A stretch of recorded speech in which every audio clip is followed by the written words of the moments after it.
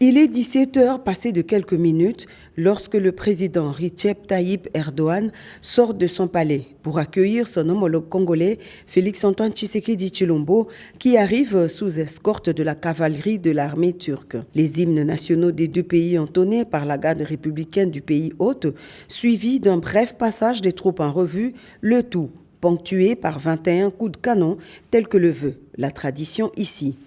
Après le faste à l'extérieur, place à l'intérieur pour continuer sur le même ton, celui de la solennité et du prestige. Il s'agit d'un tête-à-tête de plus d'une heure entre les deux chefs d'État. Après cette première étape, les officiels turcs et congolais rejoignent la salle pour une réunion conjointe préparant ainsi la signature des accords bilatéraux entre les deux pays. Tout sera explicité devant les médias turcs et congolais lors d'une conférence de presse organisée pour la circonstance. Premier à prendre la parole, le président turc qui a exprimé sa satisfaction et il a renseigné à l'assistance que la République démocratique du Congo constitue un partenaire important pour la Turquie au regard de ses potentialités du sol et du sous-sol. Ce qui explique tout le sens des accords signés ce mardi 7 septembre entre les deux pays. Des accords qui mettent en exergue toutes les recettes possibles afin de faire progresser les relations économiques et commerciales entre la Turquie et la RDC. Actuellement, les deux pays ont des relations commerciales qui atteignent 58 millions de dollars.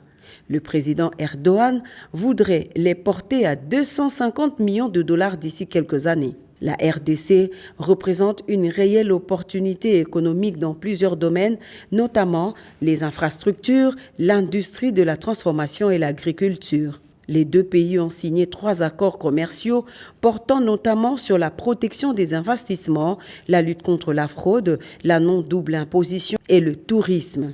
Les ministres turcs de l'industrie et technologie et celui de la culture et tourisme ont échangé des documents contenant la convention signée ce jour avec leurs homologues congolais, le vice-premier ministre, ministre des Affaires étrangères, Christophe Lutundula, et le ministre du Tourisme, Modero Simba.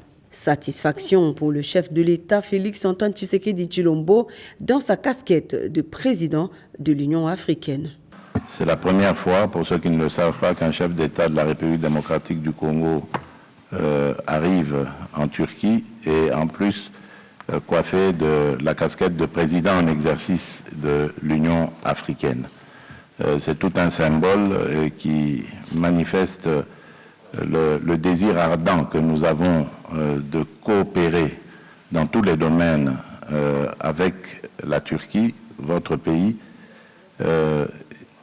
et cela ne va que aller dans le sens du renforcement. Comme vous le savez, l'Afrique a un défi énorme, c'est celui de réussir sa zone de libre-échange, de la transformer en un vaste marché d'1,5 milliard presque de consommateurs. Et donc la Turquie va avoir l'opportunité d'échanger avec nous pour non seulement consolider ce marché, mais également développer une coopération économique importante.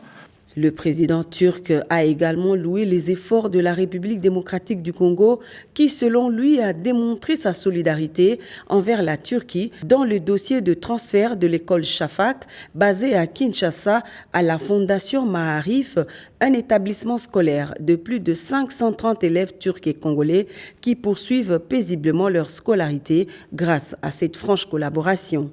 Pour couronner cette symbolique entre les deux pays, le chef de l'État, accompagné de la très distinguée première dame Denise Nyakirou Tshisekedi, était convié à un dîner d'amitié qui a clôturé l'étape d'Ankara avant de s'envoler pour Istanbul.